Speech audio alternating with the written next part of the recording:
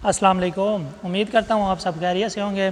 आज का जो हमारा टॉपिक है वो है टोटल ओवरऑल पानी के बारे में कि हमारे पास जो आरओ होता है, मल्टीमीडिया होता है, एसीएफ होता है, सॉफ्टनर होता है, कार्ट्रेज होता है, आरओ मेम्ब्रेन होती है और ईडीआई होती है। इस टोटल का फंक्शन क्या है और स्टेप बाय स्टेप इसके बारे में मैं आज आपको बता देता हूँ।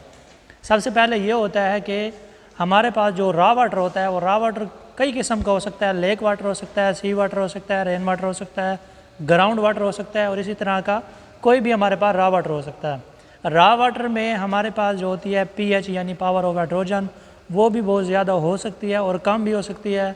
और टीडीएस जो होते हैं टोटल डिजॉल्व सॉलिड्स वो ज़्यादा भी हो सकते हैं और कम भी हो सकते हैं। और इसी तरह आयरन हो गया, सिलिका हो गया, फास्फेट हो गया, क्लोराइड हो गए, अल्कलैनिटी हो गई, इन सारी चीज़ों को डिक्रीज़ किया जाता है अगर आप पानी जो है वो बॉयलर के लिए यूज़ कर रहे हैं।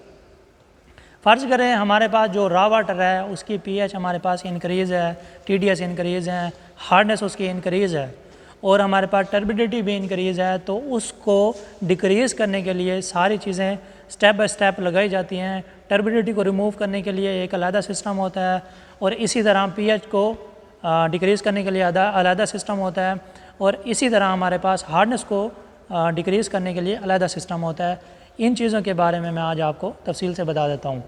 सबसे पहले हम जो है वो रॉ वाटर ले लेते हैं। रॉ वाटर को जो है वो सक्शन करने के लिए हमारे पास मल्टी स्टेज जो सेंट्रीफ्यूगल पंप होते हैं वो लगाया जाता है और उसके बाद जो होता है पानी में मौजूद जो हमारे पास बैक्टीरिया आ जाते हैं उसको किल करने के लिए जो है वो बायोसाइड यूज़ किया जाता है।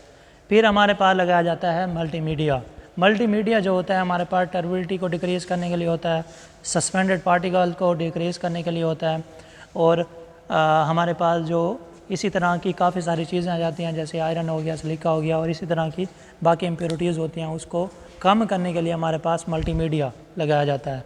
मल्टीमीडिया इसलिए इसे कहते हैं क्योंकि इसमें मीडिया जो होता है वो 2 से ज़्यादा होता है। इसमें जो अब मीडिया लगाया गया है हमारे पास वो है हमारे पास सैंड, ग्रेवाल और एंथ्रासाइड। इसमें छोटे छोटे पिबल्स भी होते हैं। इसी तरह स्टेप बाय स्टेप इनको जो है वो रखा जाता है और हर इंडस्ट्री जो होती है उसकी रिक्वायरमेंट के मुताबिक ही ये सारी चीज़ें लगाई जाती हैं।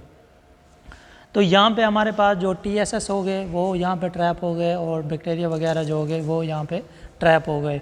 उसके बाद आ जाता है हमारे पास एक्टिवेटेड कार्बन। एक्टिवेटेड कार्बन जो होता है ये पानी में मौजूद जो ऑर्गेनिक कंपाउंड होते हैं और इनऑर्गेनिक कंपाउंड होते हैं। ऑर्गेनिक कंपाउंड में जैसे अल्कोहल हो गया, फिनॉल हो गया, शुगर हो गई और पानी में मौजूद जो हमारे पास स्मेल होती है या इसी तरह सिल्ट होती है उसको डिक्रीज़ करने के लिए हमारे पास एक्टिवेटेड कार्बन लगाया जाता है। एक्टिवेटेड कार्बन में भी हमारे पास एक्टिवेटेड कार्बन होता है जिसे एंथ्रासाइड कहते हैं। इसमें भी पिबल्स होते हैं और नीचे जो होती है हमारे पास नोज़ल लगाई जाती हैं, उसमें से सिर्फ पानी ही हमारा क्रॉस हो सकता है और जो बाकी ये भी हमारे पास इंडस्ट्री के जो रिक्वायरमेंट होती है उसके मुताबिक लगाया जाता है, साइज़ भी और मीडिया वगैरह भी। तो ये कुछ चीज़ें इस तरह की ट्रैप कर लेगा।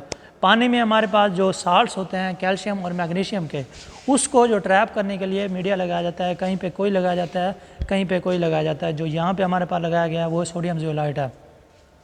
सोडियम जियोलाइट भी इंडस्ट्री की रिक्वायरमेंट के मुताबिक लगाया जाता है कि उनको कितने मीडिया की ज़रूरत है। तो यहाँ पे जो हमारे पास मीडिया लगाया गया है वो है सोडियम जियोलाइट, यानी पानी में मौजूद जो कैल्शियम जैसे कैल्शियम और मैग्नीशियम के जो साल्ट्स होते हैं उनको ट्रैप करने के लिए यहाँ पे सोडियम जियोलाइट लगाया गया है और हमारे पास यहाँ पे हार्डनेस जो होती है वो डिक्रीज़ हो जाती है। इसके बाद जो है वो केमिकल यूज़ किया जाता है आरओ के लिए। एंटी स्केलेंट केमिकल होता है, यानी कि आरओ के ऊपर जो है वो स्केलिंग ना हो तो उसको रिमूव करने के लिए एंटी स्केलेंट केमिकल यूज़ किया जाता है। फिर हमारे पास आ जाता है कार्ट्रेज फ़िल्टर। कार्ट्रेज फ़िल्टर जो होता है हर इंडस्ट्री में मुख्तलिफ साइज़ के होते हैं। अब यहाँ पे जो लगाया गया है वो 5 माइक्रोन का है, यानी 5 माइक्रोन से जो अबाव वाले पार्टिकल्स होंगे वो यहाँ पे ट्रैप हो जाएंगे। अब इसके बाद जो होता है एसडीआई टेस्ट किया जाता है। एसडीआई टेस्ट इसलिए किया जाता है कि हमें कौन कौन से मीडिया की ज़रूरत है तो उसके मुताबिक जो है वो एसडीआई टेस्ट करते हैं और उसी के हिसाब से ही मीडिया लगाया जाता है। फिर आ जाता है हमारे पास एचपीपी पंप। एचपीपी पंप जो होता है ये इसलिए लगाया जाता है क्योंकि जो हमारे पास पानी होता है वो हाई कंसनट्रेटेड होता है, उसको लो कंसनट्रेटेड में कन्वर्ट करने के लिए और मेम्ब्रेन से क्रॉस करवाने के लिए लगाया जाता है। क्योंकि जो मेम्ब्रेन का साइज़ होता है वो 0.0001 होता है, यानी कि इसमें से अगर हम ऐसे पानी देंगे तो वो इससे पास नहीं होगा, तो इसलिए जो है हमारे पास हाई प्रेशर लगाया जाता है। अब जो भी पार्टिकल्स बच जाते हैं और इसी तरह आरओ की एफिशिएंसी को इंक्रीज़ करने के लिए ये सारे मीडिया लगाए जाते हैं जिनके बारे में मैंने आपको पीछे बता दिया। अगर ये हम मीडिया नहीं लगाते तो क्या होगा कि हमारी जो आरओ होती है, आरओ मेम्ब्रेन होती है, वो बहुत ही ज़्यादा कॉस्टली होती है, इसीलिए इसको सेफ़ साइड पर रखने के लिए मीडिया लगाया जाता है। इसका साइज़ भी बहुत कम होता है, अगर हम इसमें ऐसे ही पानी देंगे तो इसके जो प्रेशर होंगे वो इंक्रीज़ हो जाएंगे। हर जगह पे जो होते हैं वो प्रेशर इंडस्ट्री के डिज़ाइन के मुताबिक और रिक्वायरमेंट के मुताबिक ही रखे जाते हैं। अब यहाँ पे जो हमारे पास प्रेशर है वो है 240 psi, यानी कि 240 psi पे जब हमारे पास प्रेशर जाएगा तो हम क्या करेंगे, इसकी CIP करेंगे। जो बाकी पार्टिकल्स बच जाते हैं वो हमारे आरओ में ट्रैप हो रहे हैं। जैसे हमारे पास साल्ट्स हो गया, साल्ट्स का जो साइज़ होता है वो होता है 0.0007। इसकी जो है ना हमने स्टेजें कर दी हैं, यानी कि एक स्टेज से हम पहले पानी क्रॉस कराएंगे, फिर दूसरे से क्रॉस कराएंगे। इससे क्या होगा कि कुछ जो हमारी मेम्ब्रेन होंगी वो सेफ साइड पे चली जाएंगी और कुछ जो होंगी वो हमारे पास यहाँ पे फॉलिंग या स्केलिंग वगैरह हो जाएगी। तो उसी के मुताबिक जो है वो हम इसकी CIP करते हैं। CIP का मतलब होता है क्लीन इन प्लेस, यानी कि जहाँ पे हमारी मेम्ब्रेनें लगाई गई हैं, जहाँ पे खड़ी हैं, वहीं पे ही इसकी क्लीनिंग करना।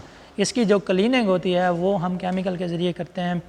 हम इसको देखते हैं कि ये फॉलिंग साइड पे है या स्केलिंग साइड पे है, उसी के मुताबिक ही केमिकल यूज़ किया जाता है। फ़र्ज़ करें अगर हमारे पास जो है फॉलिंग साइड पे है तो हम सबसे पहले जो है इसकी क्लीनिंग करेंगे वो बेस साइड से करेंगे। 3 केमिकल होते हैं, एक होता है एसिड, बेस और बायोसाइड। जो बेस होता है उसकी जो pH होती है वो इंक्रीज़ होती है, यानी 12 तक होती है या 13 तक होती है। इसी तरह हमारे पास जो एसिड होता है उसकी <5 होती है और जो हमारे पास बायोसाइड होता है उसकी 7 होती है। तो इसी तरह सर्कुलेट करते रहेंगे और इसी तरह इसकी क्लीनिंग करते रहेंगे। इसकी क्लीनिंग करने का एक आसान तरीका होता है कि आपने क्या करना है, केमिकल सोल्यूशन बनाना है। सोल्यूशन बनाने के बाद आपने ये देखना है कि इसमें जो है फॉलिंग हुई खड़ी है या स्केलिंग हुई खड़ी है, उसके मुताबिक केमिकल डोज करना है।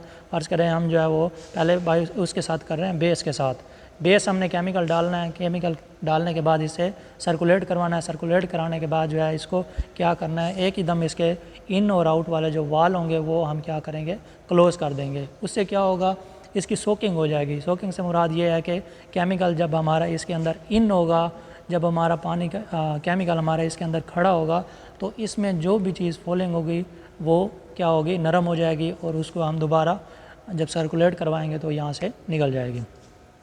इसी तरह फिर हम क्या करेंगे, एसिड से कर देंगे, फिर बायोसाइड से कर देंगे। तो इसी तरह इसकी CIP की जाती है अगर हमारे प्रेशर जो है वो इंक्रीज़ हो जाता है। इससे पास होने के बाद जो है हमारे पास पानी आ जाता है EDI में, यानी कि इसकी एफिशिएंसी हम जो है वो इंक्रीज़ कर रहे हैं मीडिया के ज़रिए। फिर EDI जो होता है वो इसलिए लगाया जाता है, पानी में बाज़ औक़ात ऐसे होता है कुछ सस्पेंडेड पार्टिकल रह जाते हैं, तो सस्पेंडेड पार्टिकल्स को जो साइज़ होता है वो 2 माइक्रोन से जो अबव वाली चीज़ें होती हैं वो सस्पेंडेड पार्टिकल्स में आ जाती हैं और 2 माइक्रोन से जो कम वाली होती हैं वो हमारे पास टोटल डिज़ोल्व सॉलिड्स में आ जाती हैं। और इसी तरह जब हमारे पास कुछ चीज़ें बच जाती हैं तो उसके लिए जो है वो EDI लगाया गया है।